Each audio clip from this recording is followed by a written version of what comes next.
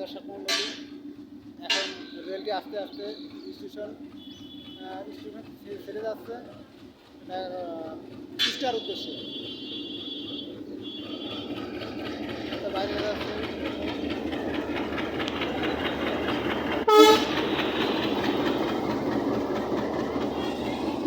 দেশ ও দেশের বাইরে যারা আছেন তারা অবশ্যই দোয়া করবেন যাতে সুস্থ খবর পৌঁছায় দেয় স্থানে। দর্শক মন্ডলী, আমি এখন স্টেশনে দাঁড়িয়ে আছি। রেলটি ইতিমধ্যে হচ্ছে স্টেশন ত্যাগ করছে কুষ্টার উদ্দেশ্যে।